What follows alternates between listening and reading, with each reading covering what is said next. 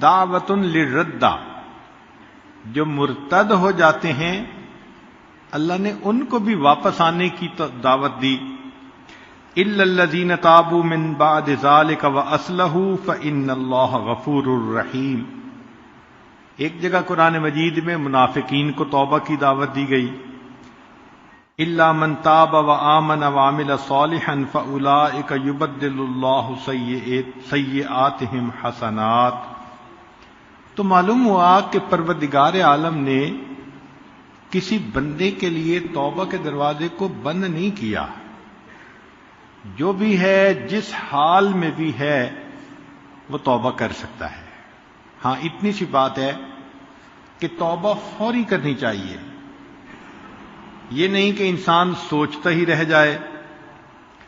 چنانچہ توبۃ النصوح کے بارے میں فرمایا کہ تخلیصها من کل غش و نقص و فساد، کہ ایسی توبہ جو ہر ملاوٹ سے اور نقص سے اور فساد سے پاک ہو.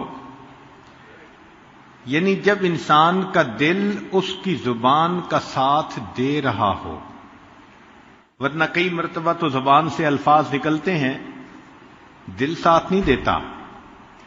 اس لیے اگر کسی نے فقط زبان سے یہ لفظ کہے تبت الی اللہ ورجعت الی اللہ وندمت علی ما فعلت وعزمت علی اللہ اعود الی المعاصی ابدا، مگر اس کے دل میں توبہ کی نیت نہیں تو ان کلمات کو کہنے کے باوجود اس کی توبہ قبول نہیں ہوگی.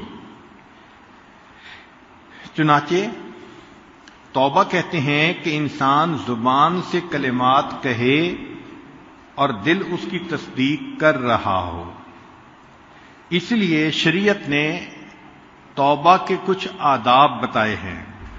سب سے پہلے صحت النیہ، کہ نیت ٹھیک ہونی چاہیے. دوسرا ان یواتی القلب اللسان علی الاستغفار، استغفار کرنے میں زبان کا ساتھ اس کا دل بھی دے رہا ہو. اور اگر زبان پہ الفاظ ہوں اور دل ساتھ نہ دے تو مشائخ نے فرمایا استغفارنا یحتاج الی استغفار، ہمارے استغفار پر ہمیں استغفار کرنے کی ضرورت ہے. پھر انسان وضو کرے، ان یکون علی طہارۃ،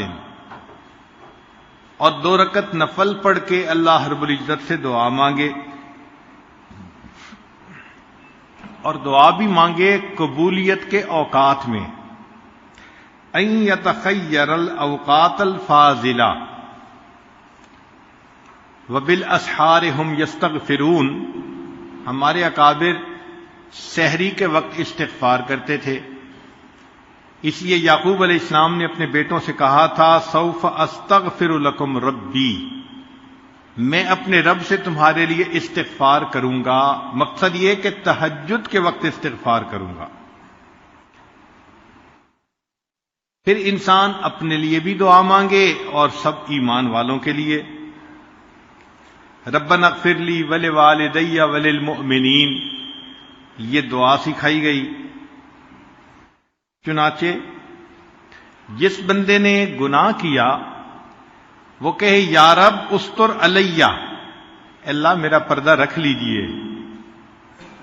فَإِذَا فَارَغَ مِنَ الْمَعْصِيَةِ، اگر کوئی معصیت سے فارغ ہوا قال یا رب تب علیہ، اے اللہ میری توبہ کو قبول کر لیجئے. فَإِذَا تَابَ، اگر اس نے توبہ کر لی قال یا رب ارزقنی الاسمع، اے اللہ مجھے عصمت عطا کر دیجئے. فَإِذَا عَمِلَ الطَّاعَةَ، اگر اس نے نیکی کا کام کیا قال یا رب تقبلہ منی، اے اللہ اس کو میری طرف سے قبول کر لیجئے. تو معلوم یہ ہوا کہ انسان اللہ تعالیٰ کے حضور توبہ کرے اور دل کی نیت کے ساتھ توبہ کرے. اعمال کرے تو دل کے اندر محبت و اللہ کی. چنانچہ امام جعفر صادق رحمۃ اللہ علیہ ہمارے اس سلسلہ کے بڑے بزرگوں میں سے ہیں.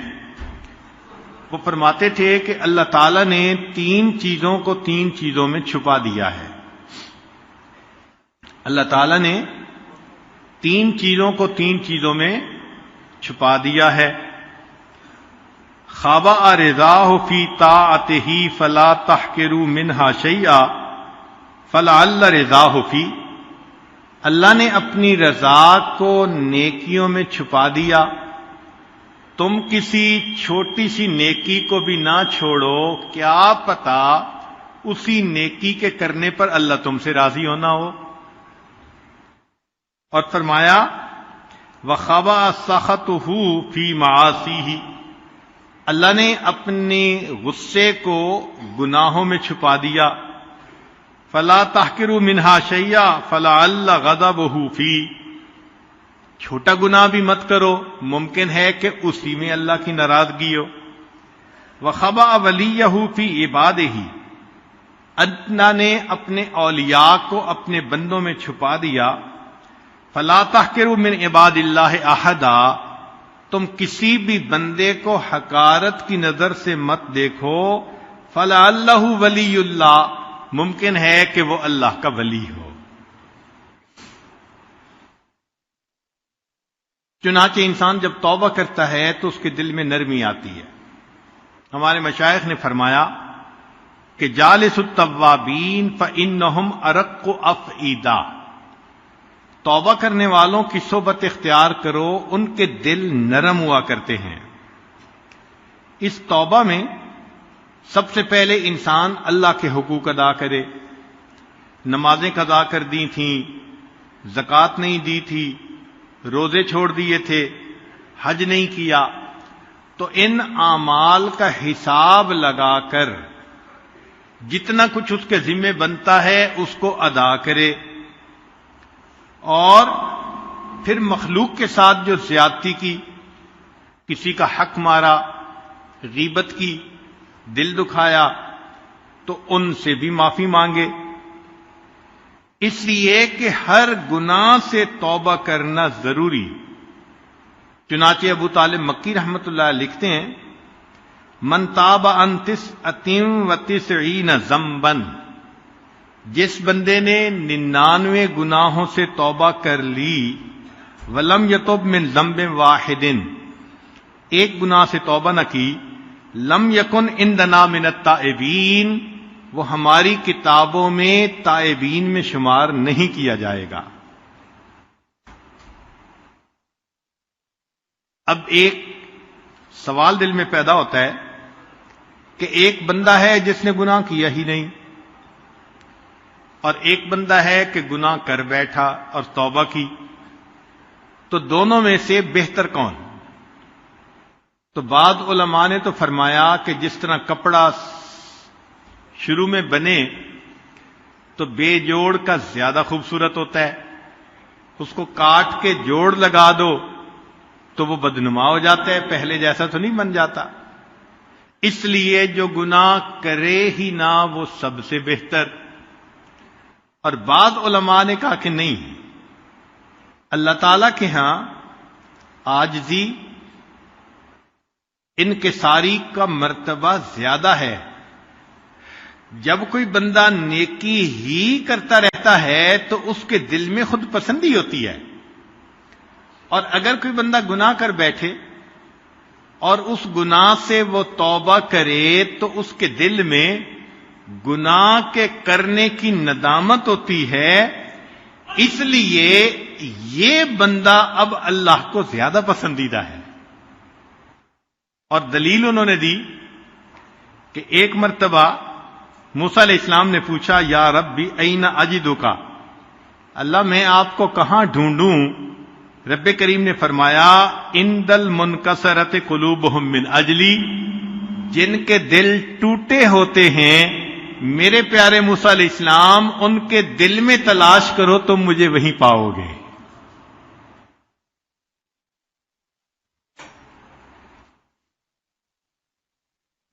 جب انسان اپنے گناہ کا اقرار کر لیتا ہے تو ان العبد اذا اعترف بذنبہ ثم تاب تاب اللہ علیہ. بخاری شریف کی روایت ہے کہ بندہ جب اپنے گناہ کا اقرار کر لیتا ہے اور توبہ کرتا ہے، اللہ تعالیٰ اس کی توبہ کو قبول فرماتے ہیں. اور حدیث پاک میں یہاں تک فرمایا کہ لو اخطأتم حتی تبلغ خطایاکم السماء، اگر تم اتنے گناہ کرو کہ تمہارے گناہ آسمان کی بلندی تک پہنچ جائیں، ثم تبتم، پھر اگر تم توبہ کرو گے، لتاب اللہ علیکم، اللہ پھر بھی تمہاری توبہ کو قبول فرما لیں گے.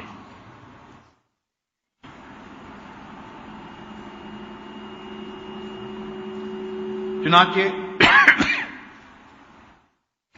گناہ دو طرح کے ہوتے ہیں.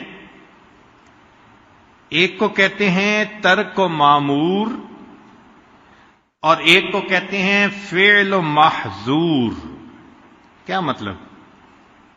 کہ ایک تو اللہ نے جو حکم دیا کہ تم کرو، اس کو اگر کوئی نہ کرے تو اس کو کریں گے، کہیں گے ترک و معمور، کہ امر تھا مگر اس نے اس کو نہ کیا. اور دوسرا یہ کہ اللہ تعالیٰ کسی چیز سے منع کرے کہ مت کرنا اور وہ کر بیٹھے، تو اس کو کہیں گے فعل و محظور. چنانچہ سب سے پہلا گناہ جو ہوا وہ ترک و معمور تھا. کیسے؟ کہ رب کریم نے جب حکم دیا اسجدوا لآدم، تو سب فرشتوں نے سجدہ کیا الا ابلیس، سوائے ابلیس کے. ابا، اس نے نافرمانی کی، واستکبر وکان من الکافرین. تو سب سے پہلا گناہ وہ ترک معمور کا ہوا. اور پھر دوسری خطا جو ہوئی وہ آدم علیہ السلام سے، وہ کیا ہوئی؟ فعل و محظور. کہ رب کریم نے منع کیا تھا کہ تم نے اس درخت کے پھل کو نہیں کھانا، اور انہوں نے بھول کے اس کو کھا لیا. تو انسان کے گناہوں کا تعلق بعض اوقات جوارح کے ساتھ ہوتا ہے اور بعض اوقات دل کے ساتھ ہوتا ہے. جوارح سے مراد آنکھیں، زبان، کان، ہاتھ پاؤں، یہ انسان کے جوارح ہیں، آرگنز ہیں. اور ایک انسان کا دل، اس کے ساتھ جن گناہوں کا تکبر ہے وہ ہے کبر، عجب، ریا، شح، حب مال، حسد اور بغض اور غضب. ان تمام گناہوں کا تعلق انسان کے دل کے ساتھ ہے. اب سمجھنے والی بات یہ ہے کہ دل کا گناہ زیادہ نقصان دہ ہوتا ہے بنسبت اعضاء کے گناہوں کے. وہ کیسے؟ کہ معصیت و آدم کانت معصیت و جارحی. آدم علیہ السلام سے جو خطا ہوئی تو وہ ان کے اعضاء اور جوارح کی کوتاہی تھی، غلطی تھی، بھول تھی. نتیجہ کیا ہوا؟ کہ نسیان ہو گیا، بھول ہو گئی. تو یہ جوارح کا معاملہ ہوا نا، ضعف الارادہ، ارادے میں کوتاہی.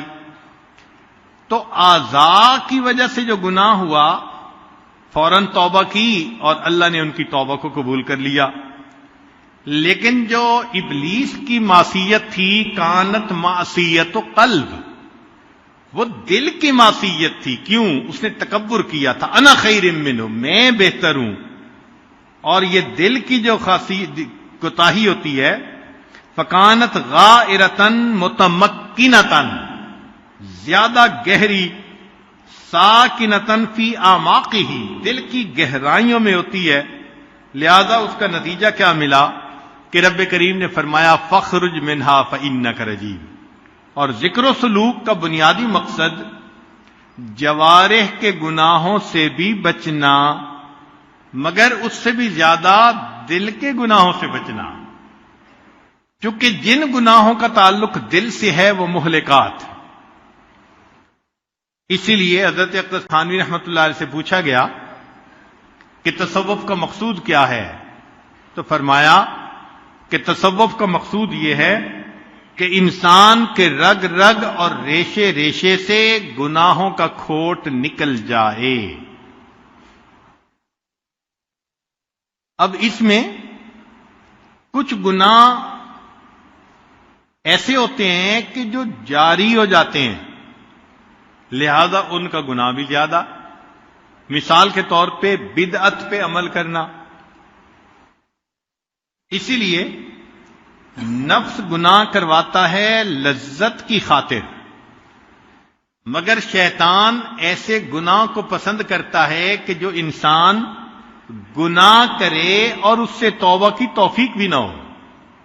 اب جو آدمی کسی بدعت پہ عمل کر رہا ہے تو وہ تو اس کو نیکی سمجھ رہا ہے، توبہ کیسے کرے گا؟ اسی لیے مجدد ثانی رحمۃ اللہ علیہ نے حدیث مبارکہ لکھی کہ جس قوم میں کوئی بدعت آ جاتی ہے، اللہ تعالیٰ اس کے مقابلے کی ایک سنت کو اٹھا لیتے ہیں، پھر اس قوم کے اندر قیامت تک سنت نہیں لوٹائی جاتی. اسی لیے جو سالک آگے بڑھنا چاہے وہ تمام بدعات سے اپنے آپ کو بچا لے. اور ایسے گناہ جو انسان کے مرنے کے بعد بھی جاری رہتے ہیں، مثال کے طور پہ آدم علیہ السلام کے ایک بیٹے نے اپنے بھائی کو قتل کیا، تو قتل کرنے کا ایک عمل شروع ہوا انسانوں میں. قیامت تک جو قتل کرے گا، قاتل کو تو اس کا گناہ ہوگا، لیکن ابتدا کرنے والے کو بھی اس کا گناہ ہوگا، چونکہ اس نے ایک عمل کو جاری کر دیا. اسی لیے ایسا عمل کرنا کہ جس کا فساد مرنے کے بعد بھی چلتا رہے، یہ انسان کے لیے اور بھی زیادہ نقصان دہ ہوتا ہے.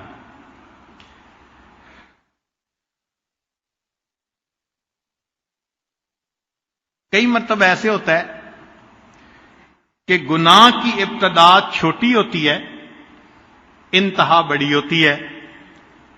اول ذنب ابلیس معصیتن، ابلیس کے گناہ کی ابتدا معصیت تھی، وآخرہ کفر، اور اس کی انتہا کیا تھی؟ کفر تھی. اور اول ذنب قابیل شہوتن، قابیل کے گناہ کی ابتدا شہوت تھی، وآخرہ شقوتن، اور آخر میں اس کو شقاوت نصیب ہوئی.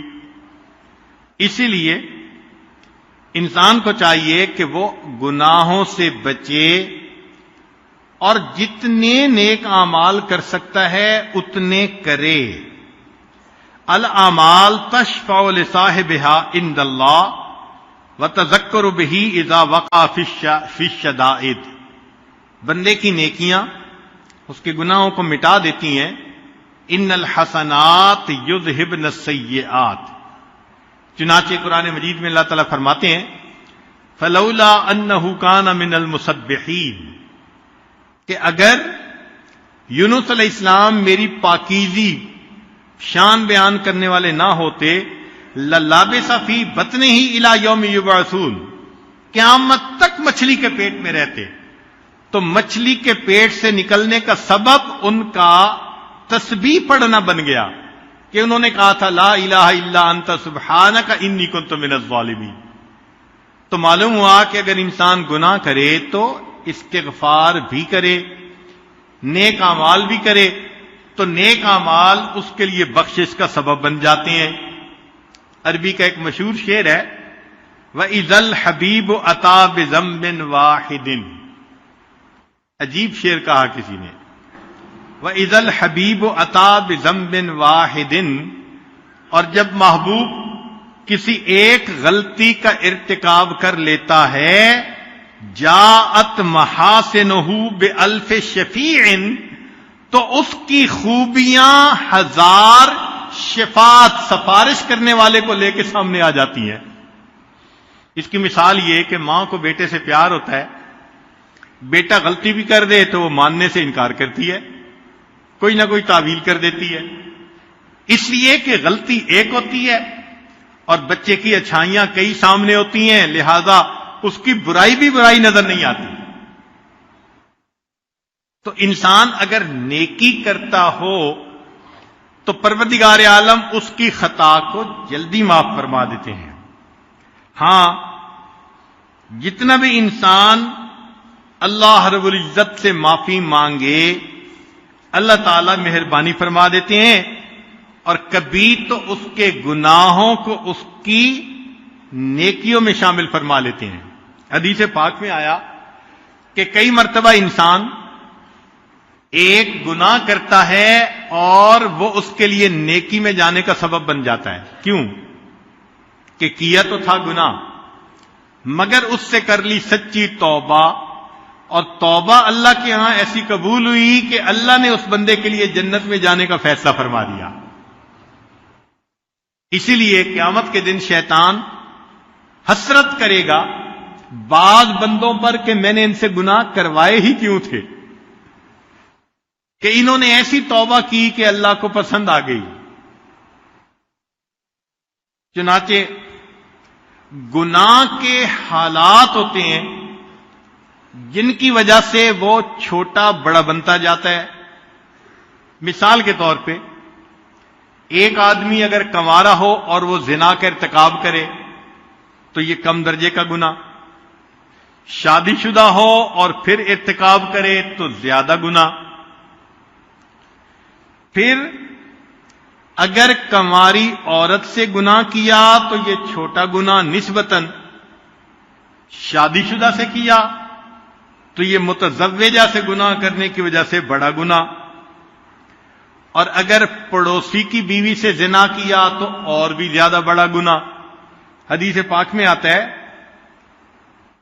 کہ پڑوسی کی بیوی سے زنا کرنا 10 عورتوں کے ساتھ زنا کرنے سے بھی زیادہ برا ہوتا ہے۔ پھر اگر وہ پڑوسی رشتہ دار ہے تو اس میں چونکہ آپس میں صلہ رحمی بھی ہے تو رشتہ داری کی وجہ سے اور بھی زیادہ کبھی ہو گیا، حق القرابہ ہے۔ اور اگر کوئی ایسا بندہ ہے کہ جس کا خاوند نیکی کے کام کے لیے نکلا اللہ کے راستے میں، تو المرأۃ المغیبہ التی غاب زوجہا فی طاعت اللہ، اس سے گناہ کرنا اور بھی زیادہ برا ہو گیا۔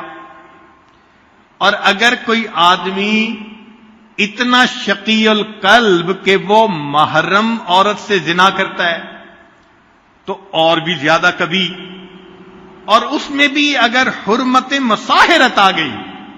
حرمت مصاہرت کا مطلب کہ رشتہ داریاں ہوتی ہیں، جیسے سسر اور بہو کا رشتہ، داماد اور ساس کا رشتہ، اگر اس میں گناہ ہوگا تو پھر اور بھی زیادہ قباحت آ جائے گی۔ تو معلوم ہوا کہ گناہ تو ایک تھا، لیکن حالات کے ساتھ ساتھ اس کے شدت کے اندر زیادتی ہوتی چلی جاتی ہے، اور مکان کے ساتھ بھی اس میں زیادتی ہوتی ہے۔ ایک آدمی ایک گناہ باہر کرے تو کم، مسجد میں کرے تو اور بھی زیادہ برا، حدود حرم میں کرے تو اور بھی برا، بیت اللہ میں کرے تو اور بھی زیادہ برا۔ اسی طرح حرمت زمان، عام دنوں میں کرے تو کم برا، اور اگر رمضان المبارک میں کرے تو اور بھی زیادہ برا، ذی الحجہ میں کرے تو اور بھی برا، اور اگر میدان عرفات میں کرے تو اس سے بھی زیادہ برا۔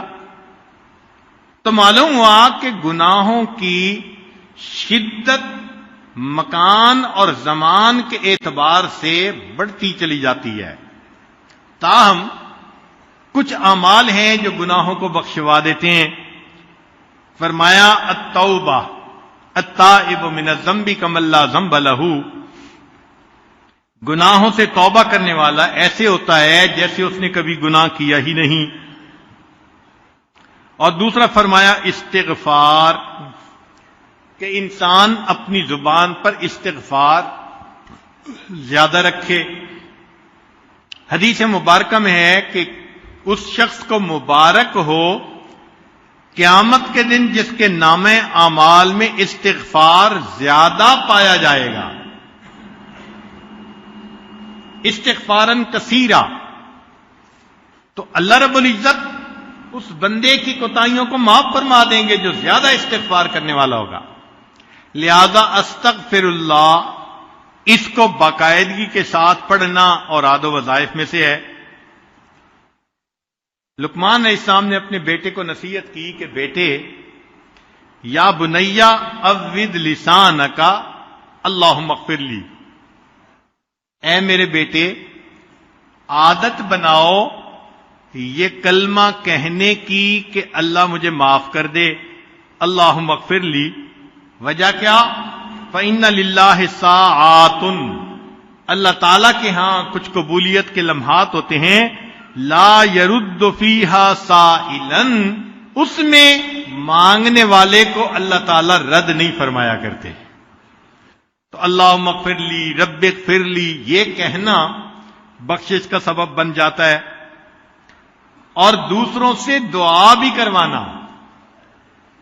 یہ جو کہتے ہیں نا جی امی دعا کر دیں، ابو دعا کر دیں، مولانا ہمارے لیے دعا کر دیں، حضرت صاحب دعا کر دیں، یہ انسان کے لیے بخشش کا ذریعہ بنتی ہے۔ حتیٰ کہ نبی علیہ الصلوۃ والسلام نے عمر رضی اللہ عنہ کو فرمایا جب وہ عمرے کے لیے جا رہے تھے کہ اے بھائی اپنی دعاؤں میں ہمیں نہ بھولنا۔ امت کو تعلیم دی کہ تم دوسروں کو بھی دعاؤں کے لیے کہو۔ اب غور کیجئے، بات بڑی عجیب ہے کہ کان عمر رضی اللہ تعالی عنہ یطلب من الصبیان الاستغفار ویقول انہم لم تذنبوا۔ عمر الخطاب لانو چھوٹے چھوٹے بچوں کو کہتے تھے کہ میرے لیے دعا کرو، اس کی وجہ یہ کہ تم چھوٹے ہو، معصوم ہو، تمہاری دعا کو اللہ تعالیٰ رد نہیں فرمائیں گے۔ ابو ہریرہ رضی اللہ تعالیٰ عنہ کا حال دیکھیے، یقول لغلمان کتاب، جو پڑھنے والے بچے آتے تھے نا تو ابو ہریرہ لانو ان کو فرمایا کرتے تھے قولوا اللہم اغفر لابی ہریرہ، کہ بچوں دعا کیا کرو اللہ ابو ہریرہ کی مغفرت فرما دے۔ فیدعون، وہ بچے دعا مانگتے تھے، فیؤمن علی دعائہم، جب وہ دعا مانگتے تھے تو ابو ہریرہ لانو ان کی دعا پر آمین کہا کرتے تھے۔ اب ذرا غور کیجئے، صحابی رسول ہیں، اللہ نے اتنی شان دی ہے، مگر جس کو اللہ سے مغفرت لینی ہو وہ تو سہارے ڈھونڈتا ہے نا۔ چھوٹے بچوں سے بھی دعا کروانا، ہمارے اکابر کے اندر بھی یہ ایک عمل نظر آتا ہے۔ چنانچہ خواجہ باقی باللہ رحمت اللہ علیہ فرماتے ہیں ایک مرتبہ میرے اوپر قبض کی کیفیت طاری ہو گئی، بہت میں نے کوشش کی کہ یہ وسط میں تبدیل ہو جائے، استغفار بھی کیا، اللہ سے معافیاں بھی مانگی، مگر قبض کی کیفیت ختم نہیں ہوتی تھی۔ تو فرماتے ہیں کہ ہمارے قریب میں ایک مدرسہ تھا جس میں بچے قرآن مجید پڑھا کرتے تھے، چھوٹے بچے۔ تو میں ان کے پاس گیا، جب گیا تو بچے دیکھ کر کھڑے ہو گئے اور کہنے لگے جی کہ ایک بزرگ آئے ہیں، اللہ کے ولی آئے ہیں۔ تو جب انہوں نے یہ الفاظ کہے تو میں نے کہا یہ تمہارا میرے ساتھ حسن ظن ہے، سچی بات تو یہ کہ میں اس لیے تمہارے پاس آیا ہوں کہ تم استغفار کرو، اللہ چھینی ہوئی کیفیات کو پھر واپس عطا فرما دے۔ چھوٹے بچوں سے دعائیں کروانا۔ اور بکر المزنی رحمت اللہ علیہ عجیب بات کرتے تھے، فرماتے تھے کہ لو کان رجل یطوف علی الابواب، اگر بندہ جس نے گناہ کر لیے ہوں وہ لوگوں کے دروازوں پہ اس طرح طواف کرتا، کما یطوف المسکین، جس طرح کے مسکین روٹی مانگنے کے لیے دروازوں کا طواف کرتا ہے، تو گناہگار بندہ اگر سب لوگوں کے دروازوں کا اس طرح طواف کرتا جس طرح مسکین روٹی مانگنے کے لیے طواف کرتا ہے، اور ہر دروازے والے کو کہتا استغفروا لی، میرے لیے استغفار کرو، لکان لہ ان یفعل، چاہیے تھا کہ وہ ایسا کر گزرتا۔ جس نے اپنے گناہوں کی بخشش کروانی ہو تو کوئی بھی اس کے لیے ہیلا اختیار کرنا پڑے تو اس کو تو ضرور کرنا چاہیے. تو سوچئے کہ اگر فقیر کی طرح ایک ایک دروازے پر جا کر ان سے ریکویسٹ کرنی پڑ جاتی کہ جی میرے لیے مغفرت کی دعا کرو، تو وہ فرماتے ہیں کہ یہ بھی نفع کا سودا تھا، ایسا کر گزرنا چاہیے تھا.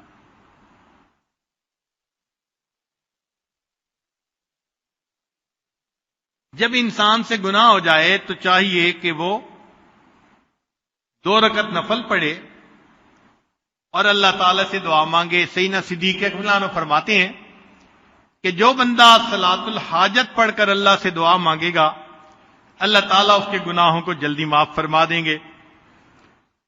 اور بعض بزرگوں نے لکھا الصیام، نفلی روزے رکھے اور افطاری کے وقت دعا مانگے، کیونکہ روزہ دار کی دعا افطاری کے وقت اللہ تعالیٰ قبول فرماتے ہیں. علماء نے لکھا کہ جس سے گناہ سرزد ہو جائے اللہ کے راستے میں صدقہ کرے. الصدقۃ تطفئ الخطیئۃ کما یطفئ الماء النار. جس طرح پانی آگ کو بجھا دیتا ہے، صدقہ انسان کی خطاؤں کو اس طرح مٹا دیا کرتا ہے. اللہ کا ذکر کثرت کے ساتھ کرنا. اگر گناہ سرزد ہو گیا تو تسبیحات بھی پڑھے اور مراقبہ بھی لمبا کرے. من قال سبحان اللہ وبحمدہ فی یومہ 100 مرۃ، حدیث مبارکہ کہ جو بندہ دن میں 100 مرتبہ سبحان اللہ وبحمدہ کا ذکر کرتا ہے، حطت خطایاہ، اللہ اس کے گناہوں کو معاف فرما دیتے ہیں، مٹا دیتے ہیں. وَإِن كَانَتْ مِثْلَ زَبَدِ الْبَحْرِ، اگرچہ وہ سمندروں کی جھاگ کے برابر بھی کیوں نہ ہوں. البر والصلہ، لوگوں کے ساتھ نیکی کرنا، صلہ رحمی کرنا. چنانچہ ایک صحابی نبی علیہ السلام کی خدمت میں حاضر ہوئے. اے اللہ کے حبیب صلی اللہ علیہ وسلم، مجھ سے ایک گناہ ہو گیا. انی اصبت ذنبا عظیما، یہ الفاظ ہیں، میں بڑا گناہ کر بیٹھا ہوں. نبی علیہ السلام نے فرمایا تمہاری والدہ زندہ ہیں؟ اس نے کہا نہیں، فوت ہو گئیں. فرمایا تمہاری خالہ؟ کہنے لگے جو وہ زندہ ہیں. فرمایا فبرہا، جاؤ خالہ کے ساتھ نیکی کا معاملہ رکھو، اللہ اس پر تمہارے گناہوں کو معاف کر دیں گے. الاحسان الی الخلق، اگر گناہ سرزد ہو جائے تو انسان مخلوق کے اوپر رحم کھائے، ترس کھائے. ہم بندوں پہ ترس کھائیں گے، اللہ تعالی ہم پہ ترس کھائیں گے. چنانچہ بخاری شریف کی روایت ہے کہ بنی اسرائیل کی فاحشہ عورت تھی، زانیہ عورت تھی. اس نے ایک پیاسے کتے کو پانی پلایا تھا. اللہ تعالیٰ نے پانی پلانے پر اس کی زندگی کے سب گناہوں کو معاف کر دیا تھا. اور کبھی کبھی گناہوں کی بخشش کا سبب ایک اور بھی ہوتا ہے. اللہ تعالیٰ بیماری بھیج دیتے ہیں، کوئی غم بھیج دیتے ہیں، کوئی پریشانی بھیج دیتے ہیں. المصائب والہموم، ان سے بھی بندے کے گناہ معاف ہوتے ہیں. حدیث مبارکہ سنیے، ما یصیب المسلم من نصب ولا وصب ولا ہم ولا حزن ولا اذن ولا غم حتی الشوکۃ یشاکها الا کفر اللہ بها من خطایاہ. مومن کو جو بھی درد، تکلیف، بیماری پہنچتی ہے، حتیٰ کہ کانٹا بھی چبھ جاتا ہے، اس تکلیف کے پہنچنے پر بھی اللہ اس کے گناہوں کو مٹا دیتے ہیں. اور آج کل کیا حال، ذرا سی تکلیف پہنچی اور شکوے شروع، بے صبری. ذرا سی بات پہ انسان شکوے کرنے لگ جاتا ہے. تو معلوم ہوا کہ اس بے صبری سے اپنے گناہوں کے مٹنے والے عمل کو ختم کر لیتا ہے. اگر صبر کر لیتا تو پتہ نہیں اللہ تعالیٰ کن گناہوں کو مٹا دیتے۔ اس کی مثال یوں سمجھیے کہ ماں کو اپنے بیٹے سے محبت ہوتی ہے، وہ بچے کو گندا نہیں دیکھ سکتی، اگر دیکھتی ہے کہ اس نے مٹی لگا لی، کپڑے گندے کر لیے، تو وہ اپنے بچے کو نہلانے کے لیے لے جاتی ہے۔ اب بچہ رو رہا ہوتا ہے، باپ پوچھے کہ میرا بیٹا کیوں رو رہا ہے، ماں کہاں گئی، تو دوسرا بندہ جواب دے گا کہ جی ماں ہی تو رلا رہی ہے۔ تو وہ حیران ہوگا کہ ماں بیٹے کو رلا رہی ہے، لیکن جب بتایا جائے گا کہ بچے کے جسم سے نجاست لگ گئی تھی، ماں دھو رہی ہے اور دھونے کی وجہ سے بچہ رو رہا ہے، تو اس کا جو غصہ تھا وہ خوشی میں تبدیل ہو جائے گا۔ بالکل اسی طرح ہم گناہ کر لیتے ہیں، اللہ تعالیٰ کوئی نہ کوئی پریشانی، مصیبت، بلا بھیج دیتے ہیں، اور وہ حقیقت میں گناہوں کو دھونے کے لیے ہوتی ہے۔ چنانچہ حدیث مبارکہ ہے، لا یزال البلاء بالمؤمن او المؤمنة فی نفسه وماله وولده حتی یلقی اللہ تعالی وما علیہ من خطیئہ۔ بندے کو کوئی بھی مصیبت پریشانی جب پہنچتی ہے اور وہ صبر کر لیتا ہے، تو اللہ تعالیٰ سے وہ اس حال میں ملے گا کہ اس کے سب گناہ معاف کر دیے گئے ہوں گے۔ جو انسان توبہ کرتا ہے، اس پر اللہ تعالیٰ کی طرف سے اس کو انعام ملتا ہے۔ سب سے پہلے گناہ معاف ہوتے ہیں، جنت میں جانے کا فیصلہ۔ دوسری بات کہ کئی مرتبہ اللہ تعالیٰ گناہ کو نیکیوں میں تبدیل فرما دیتے ہیں۔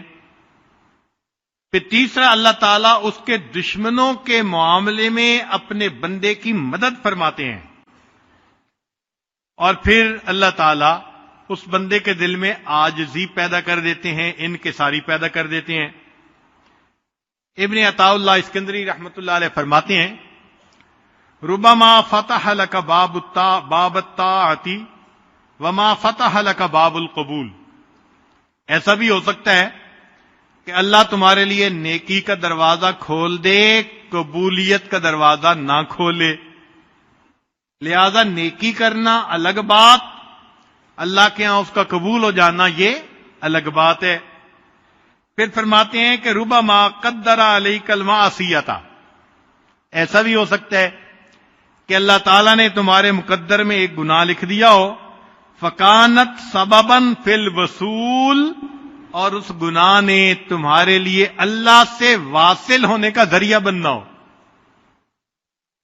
کیا مطلب؟ کہ انسان گناہ کرتا ہے، پھر جب توبہ کرتا ہے تو وہ گناہ اس کے لیے اللہ کے قرب کا ذریعہ بن جاتا ہے۔ آگے فرماتے ہیں کہ معصیۃ اورثت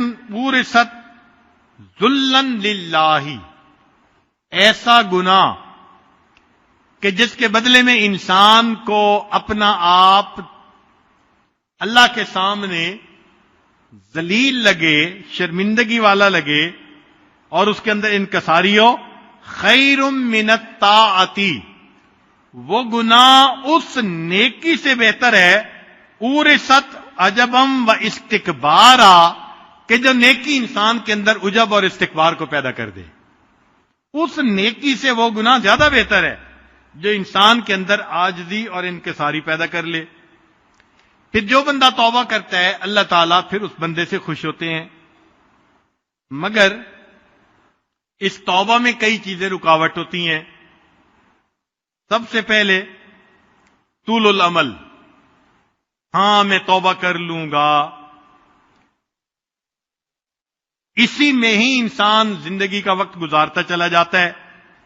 کل امرئ مسبح فی اہلہ والموت ادنی من شراک نعلہ۔ صحابہ رضوان عنہم یہ شعر پڑھا کرتے تھے کہ ہر بندہ صبح کرتا ہے اپنے گھر والوں کے ساتھ، اور اس کی موت اس کے جوتے کے تسمے سے بھی زیادہ اس کے قریب ہوتی ہے۔ تو کیا پتا انسان کو کب موت آ جائے۔ اور کئی مرتبہ اللہ کی جناب میں انسان کو مایوسی ہوتی ہے یہ مایوسی کفر تک پہنچا دیتی ہے. اور کئی مرتبہ انسان قضاء و قدر پہ اعتراض کرتا ہے، اور یہ اللہ نے چونکہ لکھا تھا اس لیے ہونا ہی تھا. ایسی بات نہیں.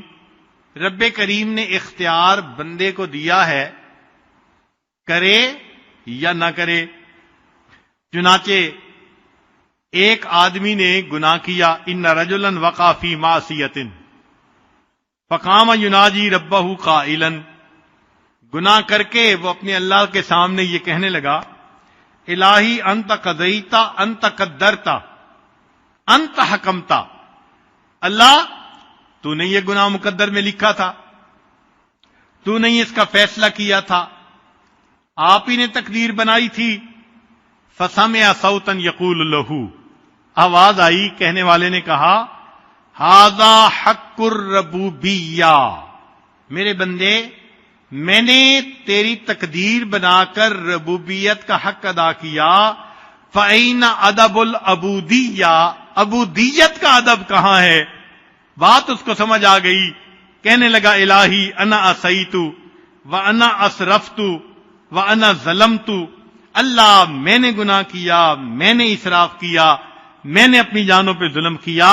فسمع کأن اللہ یقول لہ، آواز آئی جیسے اللہ کی طرف سے جواب دیا جا رہا ہو، انا غفرت وانا عفوت وانا رحمت، اگر تو نے تسلیم کر لیا کہ تجھ سے خطا ہوئی، میرے بندے میں نے تجھے معاف کر دیا، میں نے تیری خطاؤں کو درگزر فرما دیا.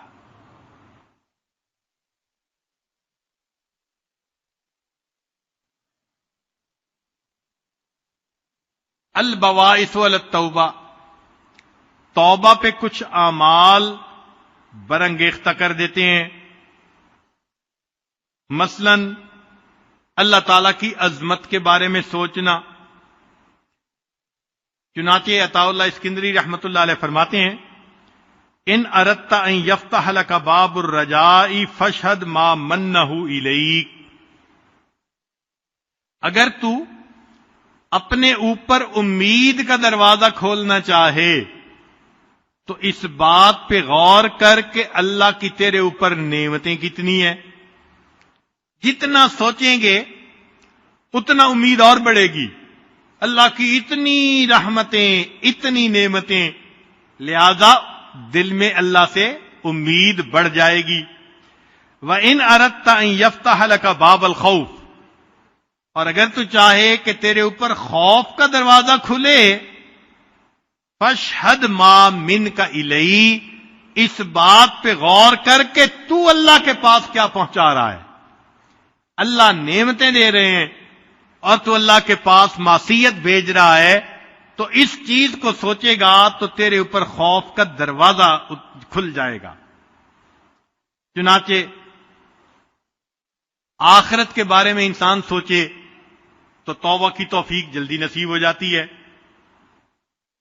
امام ابی بکر بن فورک کے بارے میں آتا ہے، ایک بندہ ان کے پاس داخل ہوا، وہ کہتے ہیں فلما رآنی، جب میں نے ان کو دیکھا، دمعت عیناہ، آنکھیں آنسوؤں سے تر تھیں. فقلت لہ، میں نے یہ کہا، ان اللہ تعالی یعافیک و یشفیک، اللہ تعالیٰ آپ کو شفا بھی دے دیں گے، معاف بھی فرما دیں گے. فقال علی، انہوں نے جواب دیا، ترانی اخاف الموت، تو یہ محسوس کر رہا ہے کہ میں موت سے ڈر رہا ہوں؟ ایسی بات نہیں، انما اخاف مما وراء الموت، موت کے بعد کیا ہوگا مجھے وہ ڈر لگ رہا ہے. تو آخرت کے بارے میں سوچے تو بھی توبہ کی توفیق. چنانچہ انسان جس قدر اللہ رب العزت سے اپنے گناہوں کی معافی مانگے، پروردگار عالم اس کے ساتھ رحمت کا معاملہ فرماتے ہیں. عمر بن خطاب رضی اللہ عنہ فرماتے ہیں، التوبۃ النصوح ان تبغض الذنب کما احببتہ، کہ توبۃ النصوح یہ ہے کہ تجھے گناہ کرنے سے ایسی نفرت ہو جیسے گناہ کرنا پسند تھا، اور جب تجھے گناہ یاد آئے تو اس وقت استغفار کرے۔ علماء کو اللہ تعالیٰ جزائے خیر عطا فرمائے، ہماری آسانی کے لیے انہوں نے توبہ کو چند لفظوں کے اندر سمیٹ دیا ہے کہ توبہ کیا ہوتی ہے۔ ذرا توجہ فرمائیے گا، بہت عجیب فکرہ ہے۔ فرماتے ہیں ترک الذنب علما بقبحہ وندما علی فعلہ وعزما علی الا یعود الیہ اذا قدر وتدارکا لما یمکن تدارکہ من الاعمال واداء لما ضیع من الفرائض اخلاصا للہ ورجاء لثوابہ وخوفا من عقابہ وَإِن يَكُونَ ذَلِكَ قَبْلَ الْغَرْغِرَةِ وَقَبْلَ طُلُوعِ الشَّمْسِ مِن مَغْرِبِهَا، اگر یہ تمام شرائط پوری ہو گئیں، جو توبہ کی جائے گی وہ توبۃ النصوح بن جائے گی۔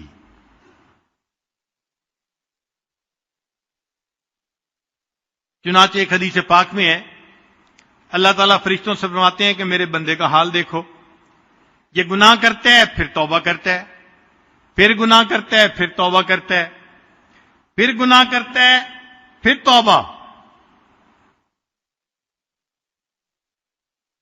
ویح ابن آدم لا یرید ترک عمل بالخطیہ، نہ تو گناہ کرنا چھوڑتا ہے، ولا ییأس من رحمتی، نہ ہی میری رحمت سے نا امید ہوتا ہے۔ فرمایا قد غفرت لہ فقد غفرت لہ فقد غفرت لہ، چونکہ میری رحمت سے نا امید نہیں ہو رہا لہذا میں نے اس کی توبہ کو قبول فرما کے گناہوں کو مٹا دیا۔ اللہ رب العزت کی رحمت کا معاملہ دیکھیے کہ اللہ تعالی نے قرآن مجید میں ان لوگوں کو بھی توبہ کی طرف بلایا جو اللہ کے ساتھ کسی کو شریک بناتے تھے، حالانکہ یہ کتنا بڑا جرم ہے۔ چنانچہ ابن عباس لانو کا قول ہے کہ دعا اللہ الی مغفرتہ من زعم ان عزیر ابن اللہ، اللہ نے اس کو بھی توبہ کی طرف بلایا جو یہ کہتے تھے کہ عزیر اللہ کے بیٹے ہیں۔ ومن زعم ان اللہ فقیر، جو کہتے تھے کہ اللہ تعالیٰ فقیر ہیں، ان کو بھی اللہ نے توبہ کی دعوت دی۔ ومن زعم ان ید اللہ مغلولۃ، اور جس نے کہا کہ اللہ کے ہاتھ بند ہیں، ان کو بھی اللہ نے توبہ کی دعوت دی۔ ومن زعم ان اللہ ثالث ثلاثہ، اور جس نے کہا کہ اللہ تین میں سے تیسرا ہے، اللہ نے ان کو بھی توبہ کی توفیق دی۔ یقول لہؤلاء جمیعا، ان سب بندوں کو اللہ فرماتے ہیں افلا یتوبون الی اللہ ویستغفرونہ، اگر یہ سارے لوگ بھی استغفار کرتے، توبہ کر لیتے، میں ان کی بھی توبہ کو قبول کر لیتا۔ پھر اس سے بھی اگلی بات، قرآن مجید کی ایک سورت میں اللہ نے کچھ ایمان والوں کا تذکرہ کیا اور یہ بھی کہا کہ ان ایمان والوں کو دشمنوں نے قتل کر دیا۔ اب جنہوں نے قتل کیا وہ کتنے بڑے مجرم، قاتل اور دوسرا ایمان والوں کے۔ اللہ تعالیٰ ان قاتلین کو فرماتے ہیں کہ ان الذین فتنوا المؤمنین والمؤمنات ثم لم یتوبوا۔ حسن بصری رحمت اللہ علیہ اس آیت کو پڑھا کرتے تھے، فرماتے تھے انظروا الی ھذا الکرم والجود، اللہ کے کرم اور اللہ کے جود و سخا کا اندازہ لگائیے۔ قاتلوا اولیاءہ، کہ انہوں نے تو اللہ کے اولیاء کو قتل کیا۔ وَهُوَ يَدْعُوهُمْ إِلَى التَّوْبَةِ وَالْمَغْفِرَةِ، اللہ ایسے بندوں کو بھی توبہ اور مغفرت کی طرف بلا رہے ہیں۔ چنانچہ ایک مرتبہ ایک اعرابی نے توبہ کی، مگر بڑے پیارے الفاظ کے ساتھ۔ امید ہے کہ آپ دل کے کانوں سے اس کو سنیں گے۔ کیونکہ اپنی بات کو میں بھی مکمل کرنا چاہ رہا ہوں.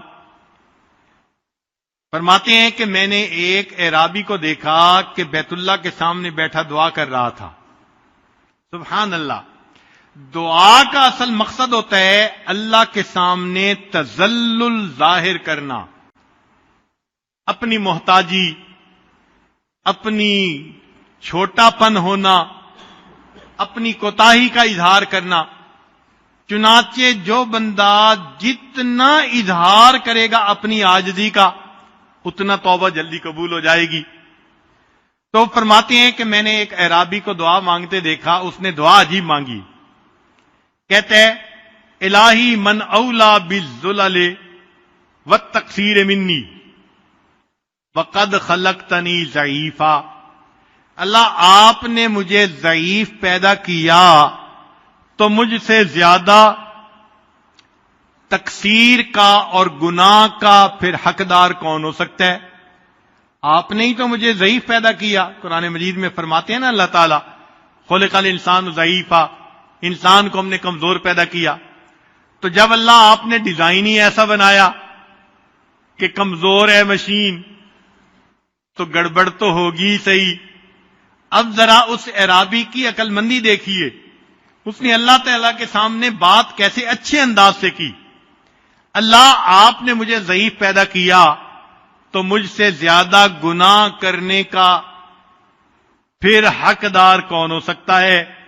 ومن اولا بالعفو انی منک وعلمک فی سابق وقضاؤک بی محیط. اور اللہ آپ سے زیادہ مجھے بخش دینے کا اہل کون ہو سکتا ہے کہ آپ نے میری قضاء و قدر لکھی، تقدیر لکھی، اور آپ کا علم بھی محیط ہے. آپ کو میرے پیدا کرنے سے پہلے پتا تھا کہ میں نے کرنا کیا ہے. اے اللہ، جب آپ کو پہلے سے پتا تھا، لہذا اب آپ ہی زیادہ حقدار ہیں کہ مجھے معاف کر دیں. اطاعتک باذنک المنۃ لک. اللہ، میں نے تیرے احسان کی وجہ سے تیری فرما برداری کی. وعصیتک بعلمک والحجۃ لک. اور اللہ، میں نے گناہ کیا تو تیرے پاس حجت مکمل ہو گئی مجھے سزا دینے کی. فاسألک بوجوب حجتک علی. اللہ، وہ جو تیرے پاس حجت ہے نا مجھے سزا دینے کی، میں اس کی وجہ سے دعا مانگتا ہوں. وانقطاع حجتی، اور میرے پاس کوئی بہانہ نہیں کہ میں نے گناہ کیوں کیا. وفقری الیک، اور میں محتاج ہوں اللہ تیرا. وغناک انی، تو مجھ سے مستغنی ہے. اللہ فاغفرت لی، اے اللہ تو میرے گناہوں کو معاف فرما دے. اللہ رب العزت کا کرم ہوتا ہے اس بندے پر جو بہت عاجزی کے ساتھ اپنے گناہوں کی بخشش کی دعا مانگتا ہے. اور اللہ تعالیٰ تو چاہتے ہیں کہ بندوں کے گناہوں کو معاف فرمائیں. چنانچہ حدیث مبارکہ ہے، اوحى اللہ الی نبیہ محمد صلی اللہ علیہ وسلم. اللہ تعالیٰ نے نبی علیہ الصلوۃ والسلام کی طرف وحی نازل فرمائی، اتحب ان اجعل امر امتک الیک. اے میرے پیارے حبیب صلی اللہ علیہ وسلم، کیا آپ چاہتے ہیں کہ آپ کی امت کے آخرت کے حساب کتاب کا معاملہ آپ کے ہاتھوں میں دے دیں؟ ذرا غور کیجئے. کیا آپ چاہتے ہیں کہ آپ کی امت کی جو بخشش کا معاملہ ہے آپ کے ہاتھوں میں دے دیں؟ آپ ہی ان کا میزان کروائیں اور آپ ہی فیصلہ کریں اس کی بخشش اور اس کی بخشش نہیں. تو جب اللہ تعالیٰ نے یہ پوچھا، قال، نبی علیہ السلام نے جواب دیا، لا یا رب انت خیر لہم. نہیں اللہ، آپ میری امت کے لیے مجھ سے بھی زیادہ بہتر ہیں. فاوحى اللہ عز وجل، اللہ نے وہی نازل فرمائی، اذن لا اخزیک فیہم. میرے حبیب صلی اللہ علیہ وسلم، معاملہ آپ نے میرے ہاتھ میں جو کہ چھوڑ دیا، میں تمہاری امت کے بارے میں تمہیں مایوس نہیں کروں گا. میں تمہیں اس بارے میں رسوا نہیں ہونے دوں گا امت کے بارے میں. اب دیکھیے، جب اللہ کے وعدے ہیں اور نبی علیہ الصلوۃ والسلام نے معاملہ اپنے ہاتھ میں لینے کے بجائے اللہ کے ہاتھ میں دیا. کیوں؟ وہ جانتے تھے کہ اللہ کی رحمت کی کوئی انتہا نہیں ہے. مخلوق جتنا بھی رحیم و کریم بن جائے اس کی رحمت کی حد ہوگی. پروردگار عالم وہ ذات ہے جس کی رحمت کی کوئی حد نہیں. چنانچہ موسیٰ علیہ السلام نے اللہ تعالیٰ سے ایک سوال پوچھا. عجیب بات ہے، ذرا توجہ سے سنیے. یا ربی، اے پروردگار، اذا سألک الطائع ماذا تقول لہ، جب نیک بندہ آپ کو پکارتا ہے تو اے اللہ آپ اس کو کیا جواب دیتے ہیں؟ قال اقول لبیک. اللہ تعالیٰ نے فرمایا کہ نیک بندہ جب مجھے پکارتا ہے تو میں اس کے جواب میں اس کو لبیک کہتا ہوں. قال فالزاہد، پوچھا اے اللہ کوئی زاہد پکارے؟ قال اقول لبیک، فرمایا کہ میں اس کو جواب میں لبیک کہتا ہوں. قال فالصائم، پوچھا اللہ کوئی روزہ دار پکارے؟ قال اقول لبیک، فرمایا کہ میں روزہ دار کے پکارنے پر بھی لبیک کہتا ہوں. قال فالعاصی، موسیٰ علیہ السلام نے کویسچن پوچھا اللہ کوئی گناہگار بندہ آپ کو پکارے؟ قال اقول لبیک لبیک لبیک. اللہ فرماتے ہیں گناہگار بندہ جب مجھے پکارتا ہے تو میں 3 مرتبہ لبیک لبیک لبیک کہتا ہوں. اس کی وجہ یہ ہے کل واحد من ہؤلاء یتوکل علی عملہ، وہ جو پہلے لوگ تھے، نیک تھے، زاہد تھے، روزہ دار تھے، ان میں سے ہر ایک کو اپنی نیکیوں کے اوپر خوشگمانی تھی کہ ان کی نیکیاں کام آ جائیں گی. یتوکل علی عملہ، لہذا ان کو اپنے عملوں کا بڑا بھروسہ تھا. والعاصی یتوکل علی رحمتی، جو گناہگار ہوتا ہے وہ میری رحمت پہ اعتماد کرتا ہے. وَأَنَا لَا أُخَيِّبُ عَبْدًا اتَّكَلَ عَلَيَّ، اور میں اس بندے کو کبھی رسوا نہیں کرتا، ناکام نہیں کرتا جو مجھ پہ توکل کرتا ہے. میں نے اس لیے فرما دیا وَمَن يَتَوَكَّلْ عَلَى اللَّهِ فَهُوَ حَسْبُهُ، جو اللہ پہ توکل کرتا ہے اللہ اس کے لیے کافی ہو جاتا. اللہ اکبر کبیرہ.